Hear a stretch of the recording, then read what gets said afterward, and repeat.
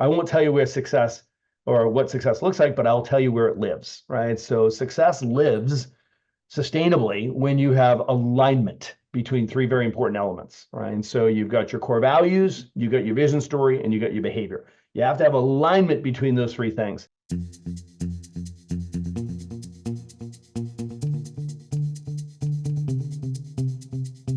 Hello, and welcome to Build Your Remarkable Practice podcast. This podcast is dedicated to chiropractors who are in the seasons of launching and building their practice. Join myself, Dr. Lona, and my co-host, Dr. Bobby, as we have conversations each week as it relates to building the practice of your dreams. And remember, you can have a remarkable practice as part of a remarkable life, not instead of one. We're here to lead you on the way. Welcome back, you guys. We're back on the Build Your Remarkable Practice podcast, and I have our guru, our master, our CEO here with us today, and I just got to spend the weekend with him and his beautiful family. So welcome, everyone. We've got Dr. Stephen Franson here with us, and I know this is going to be a fruitful conversation. So Dr. Stephen, how are you doing this morning? What's up, Dr. Lona? I am still flying from last week. It was just so awesome to have the back-to-back. We had our leadership team out here and then had all of our global coaches out here. The Aussies didn't make the trip over. They came over for the immersion. So I think we had 11 of us, 12 of us, something like that. And what a blast to just do life with you guys and then practice what we preach. Train like lives depend on it. It was awesome. Yeah, it was a great weekend. We had a lot of fun. And I mean, I don't love the ice bath, but I still did it. You did great. You did. Yeah. You crushed that. Yeah, I don't know. Last year was easier, but that's okay. I'm glad that my one time a year happens at your house. So. That's awesome. All right. Well, we're going to jump in today. So we want to make sure that you are prepared for your end of year. And Dr. Stephen's got some great stuff for us. So I'm going to let him hit it off wherever he wants to go. I know we were talking about how to make sure you are prepared for 2025 and what's the framework to get yourself prepared. So Dr. Stephen, where would you like us to start today? Well, I'm really excited to have an opportunity to get in with this audience. What a privilege always to speak to chiropractors, but to speak to chiropractors that are in the build season of their career, man. Oh, I just put myself back. I transport back to when I was in the build season with my awesome wife, Dr. Camilla, when we were slugging it out. And I just put myself there and I'm like, what did I need to hear? So what did I need to hear in that awesome season?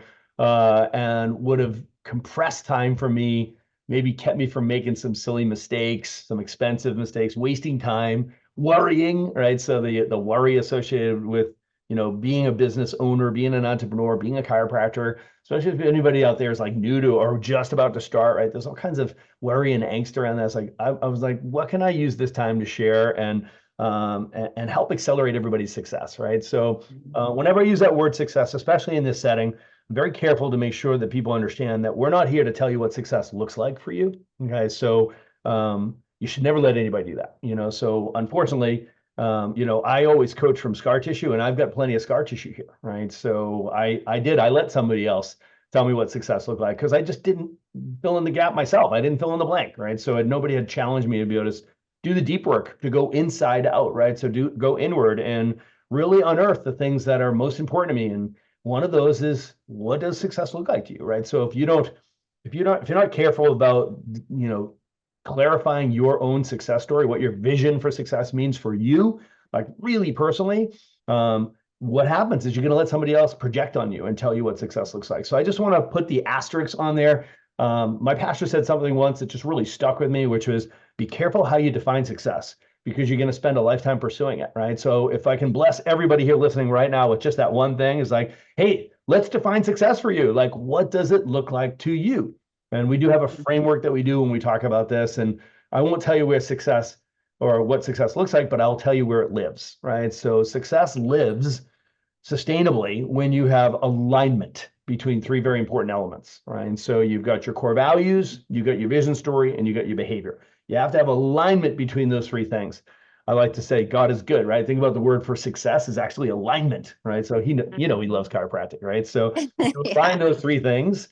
This is when you have ease and function and health and sustainability. And whenever there's any dysfunction, misalignment, this is where you have dis-ease and you have stress and breakdown and destruction, right? So I love my buddy Pat Tempo always says, the any contradiction leads to destruction, and the degree of the destruction will be a reflection of the degree of contradiction. That's what they're talking about, right? Between your core values, what's most important to you, your vision story, what success looks like for you, and your behaviors, right? So as a business owner, the behaviors are, how do you choose to invest your time, energy, focus, and money, right? Those are the things, like, once we understand and unearth what are your core values, what's most important to you, the vision story should simply be an expression of those core values. And then the tough part is aligning your behaviors, how you choose to invest your time, energy, focus, and money as a business owner. So Dr. Lone, I think that's a great framework. You can probably have this conversation through the lens of the Rubik's Cube. Yes, I love that. And I think just the clarity there too, you can ask yourself, like, maybe you're someone who's had vision, you know what you want, but your behavior is way out of whack. And where you're like, yeah, I'm not stepping into the person that actually has that. And that's why you're not getting it.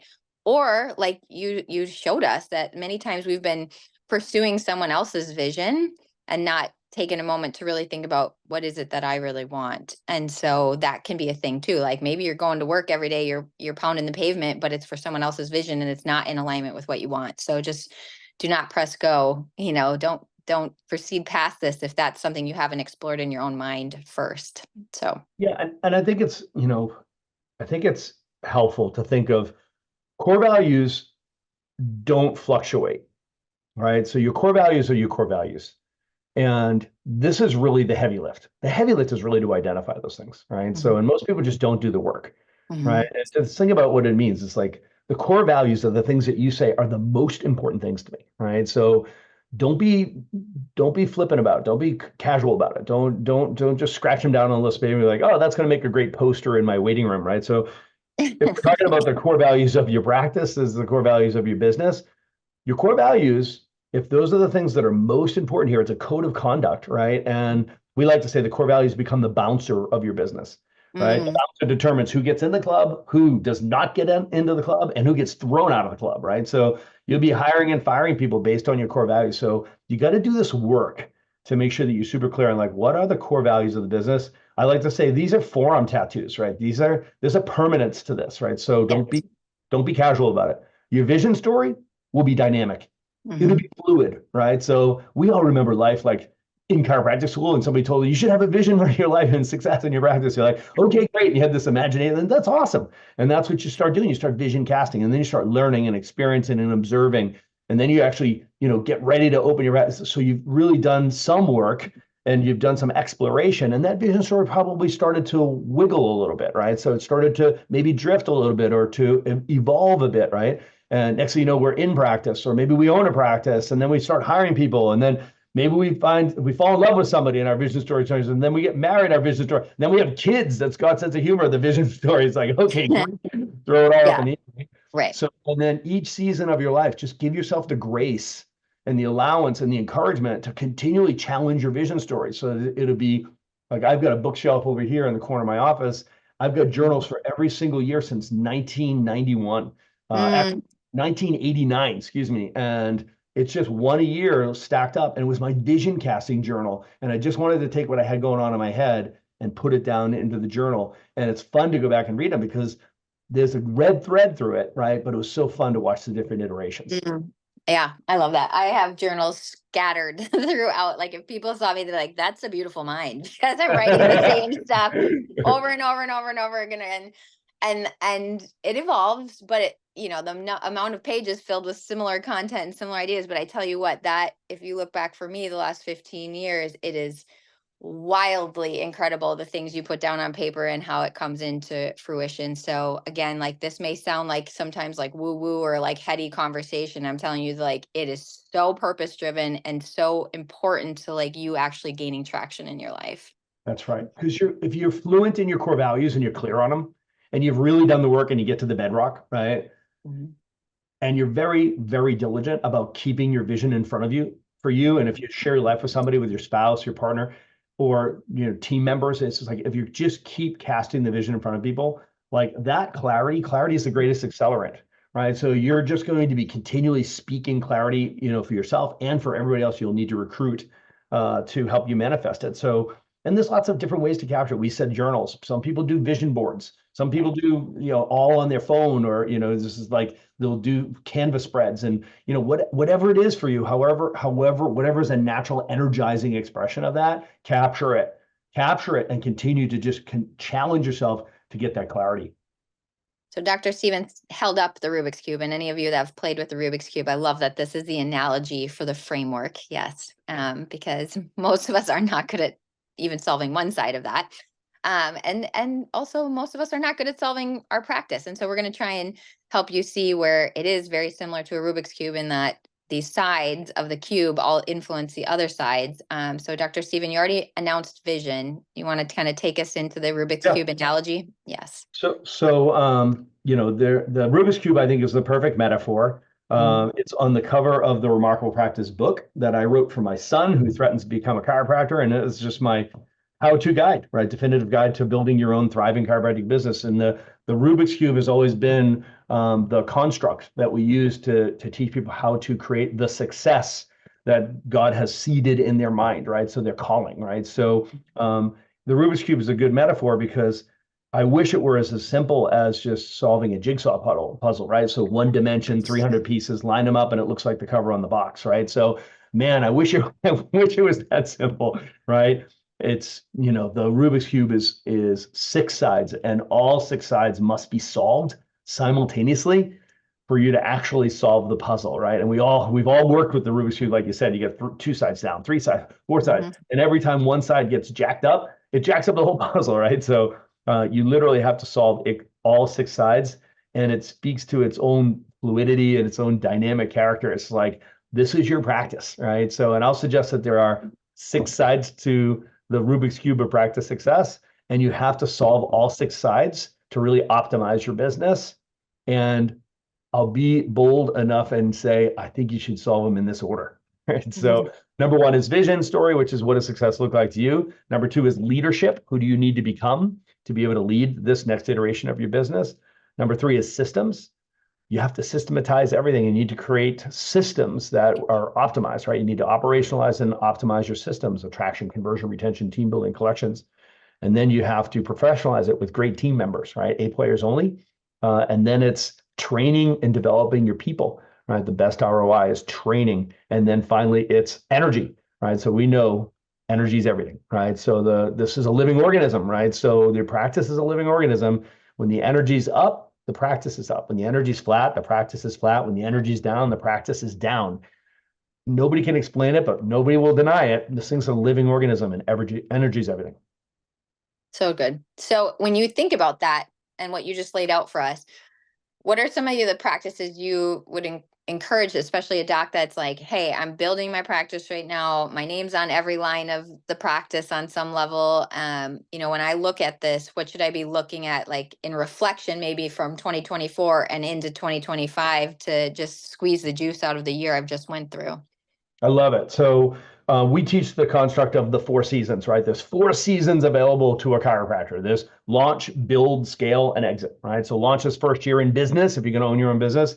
Build is when you're an established practice, but you're an owner operator, which means you are the one that's head down, bum up, taking care of all the patients, right? So scale is when you take that job you love and turn it into the business you've always wanted, right? So you add multiple practitioners and providers, maybe even multiple practices, right? So, and then there's exit, which is when you're looking for your successor, right? You want to make a graceful and profitable exit, right? So launch, build, scale, and exit. And I just really want to honor this season of build, because I think it's easy for us to sort of poo-poo the build season, but it's a glorious season, and it's absolutely critical. It's where God's got you in the gym. It's where you're going to develop the core strength that you'll need to really run the business that you've got in your mind. The remarkable business, we say, is the one that supports your remarkable life, not competes with it, right? So there's an assumption we're making, is that you are trying to create a remarkable practice as part of a remarkable life, not instead of one. But you get to define what remarkable life means to you. I don't want to be I don't want to contradict what I said earlier about not projecting, right? So you get to decide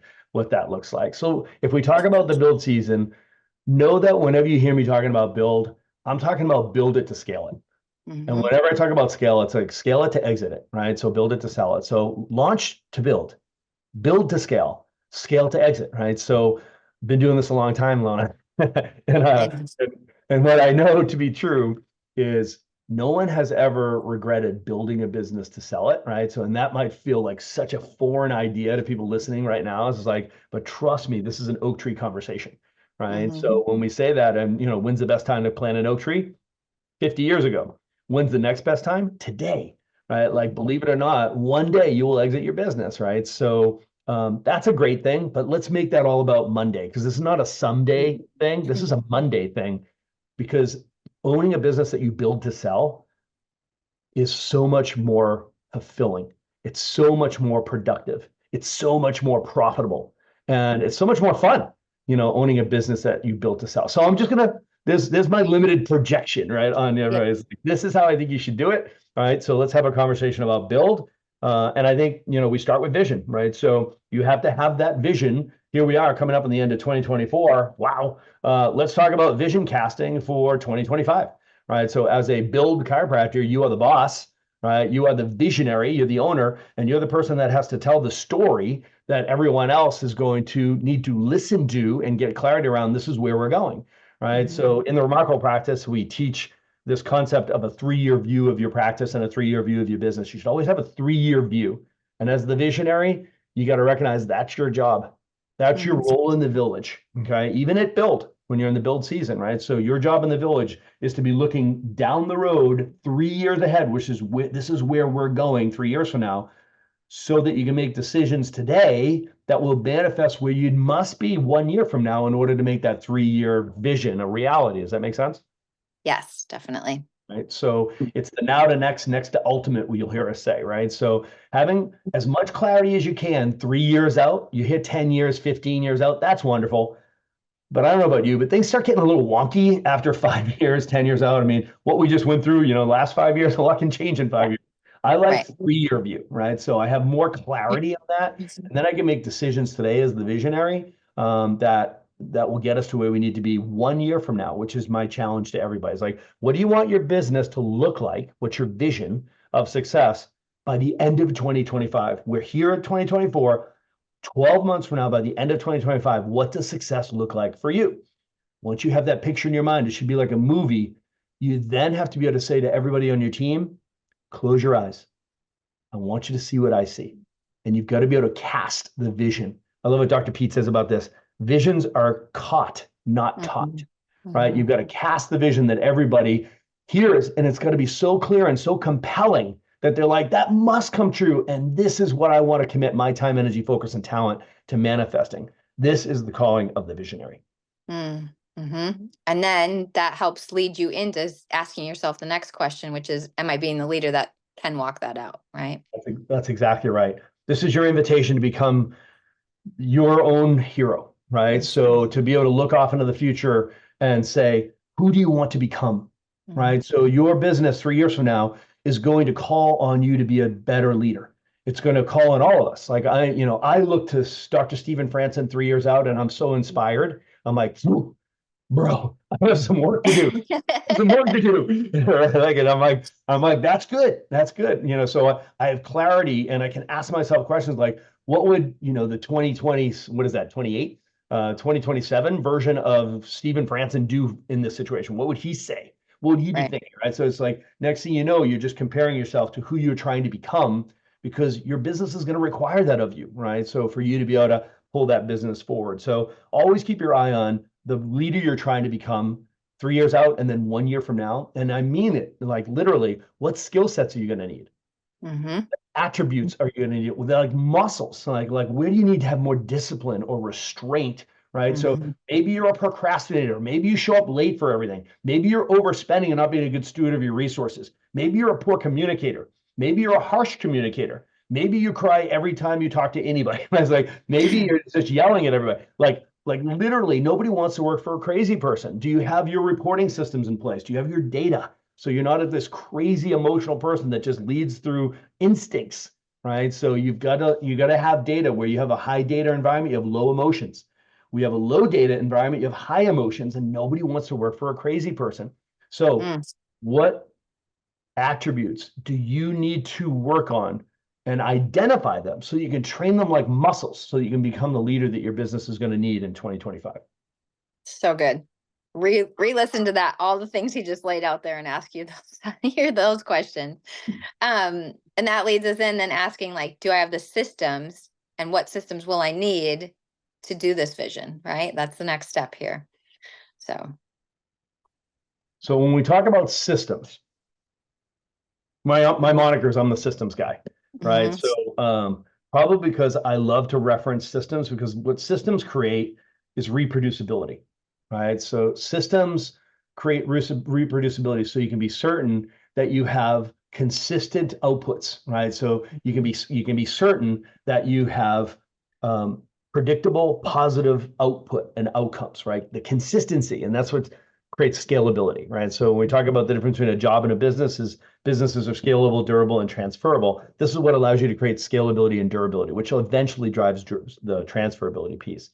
So you do have to have systems for everything, which means for attraction, conversion, retention, and team building, right? So those are the 5 domains of practice. So everything must be systematized, right? So that means SOP, standard operating procedures, captured in either digital format and or printed in 3-ring binders, right? You've got operations manuals, so that if you got hit by a bus, somebody else could come in and be able to say, okay, this is what we do, this is how we do it, this is what we say when we do it, this is where we do it, right? So you've got to capture all of your systems for marketing, sales, delivery, HR, team building, and the financial piece of it. Everything must be systematized. You can't And if you're delegate something that's not systematized.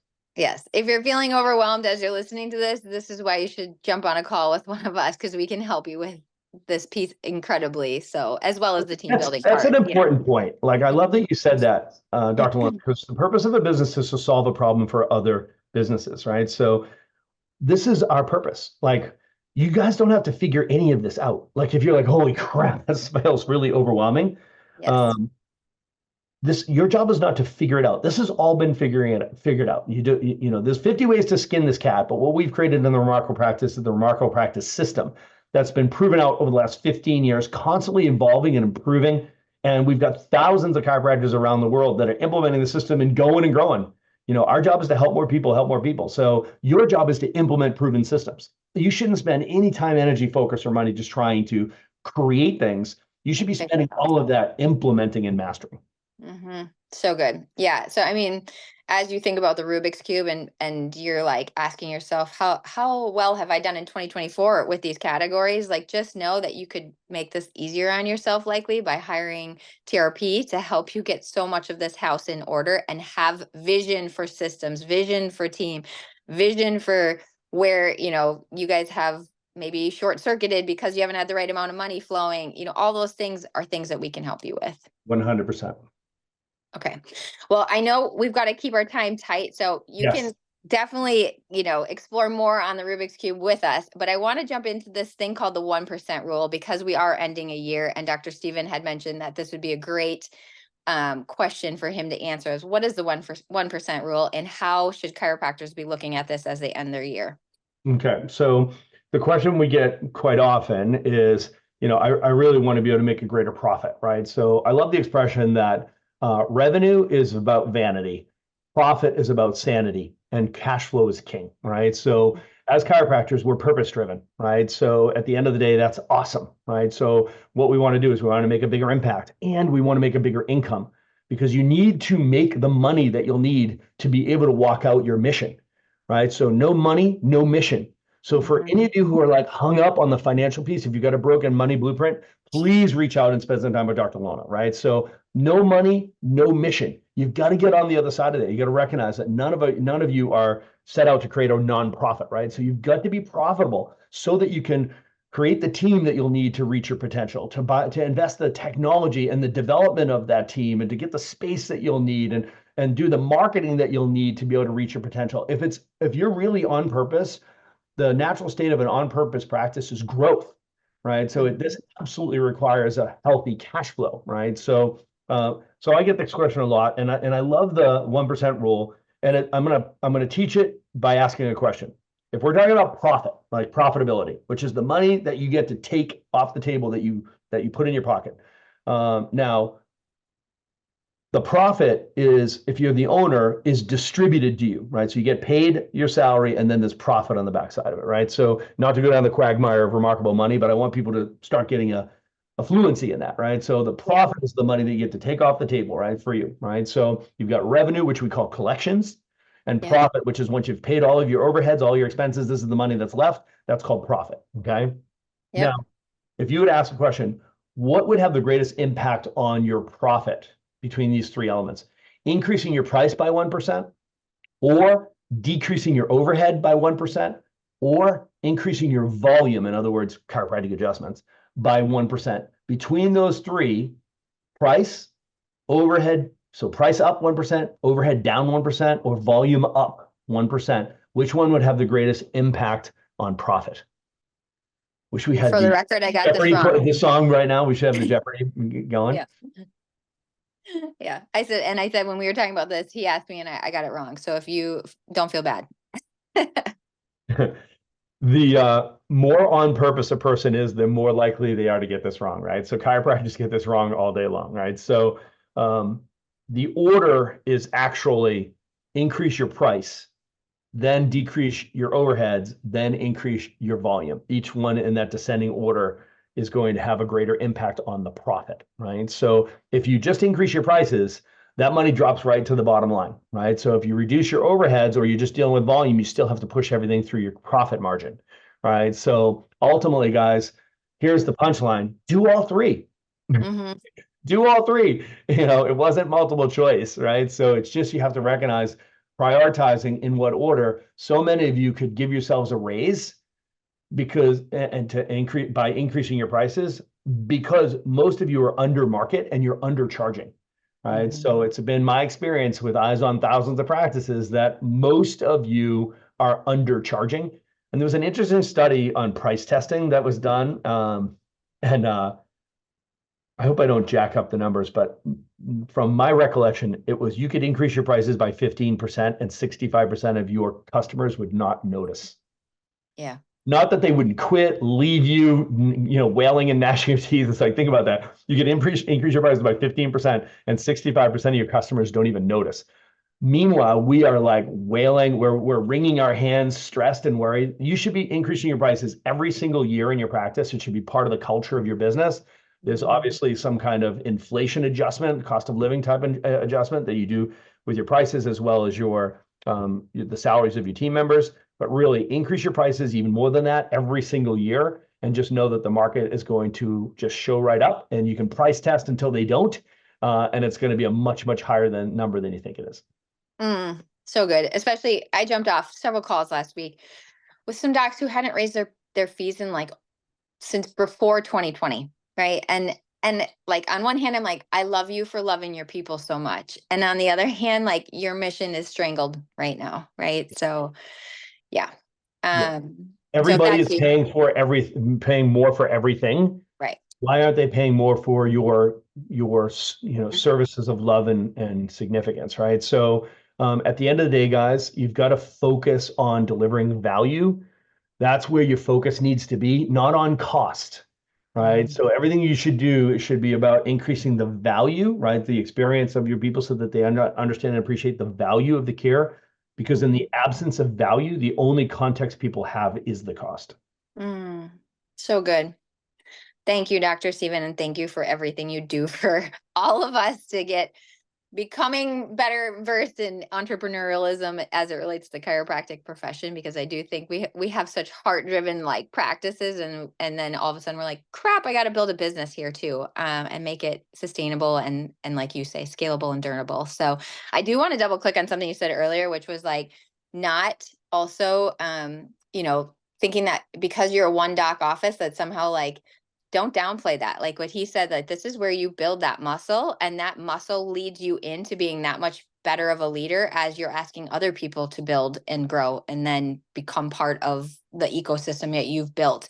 That's right. Celebrating this season, because it is deadlifting and building a muscle that you haven't maybe taxed as hard. And so some people spend longer in that season than others. But if I think back, so many of the lessons I learned in there is what I then get to gift other people in as they're going through it. So just know that this is a very valuable time for you to squeeze the juice from like what went well, what didn't go well, what can I change so I don't repeat that same experience. That's exactly right. Good. Yeah.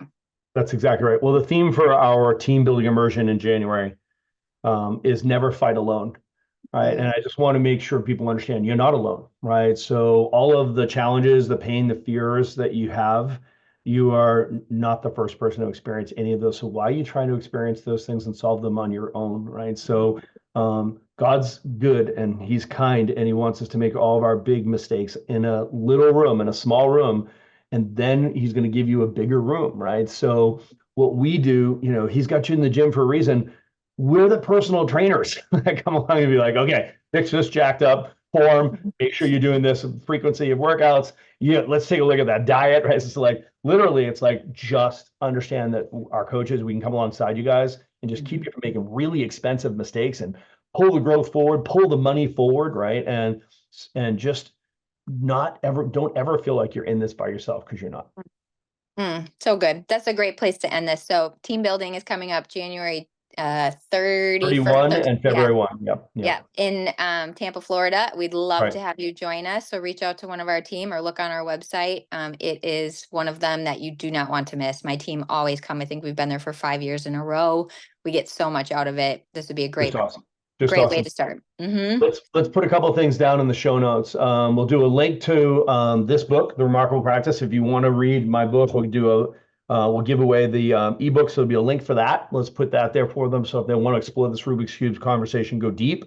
And then let's put a link for the team building immersions for US and Australia. So I know you've got an international audience here. Let's take care of our Australasian brothers and sisters as well. Beautiful. Thank you so much, Dr. Steven. Anything My pleasure else? and purpose. Thanks for asking me. Please ask me back. This was fun.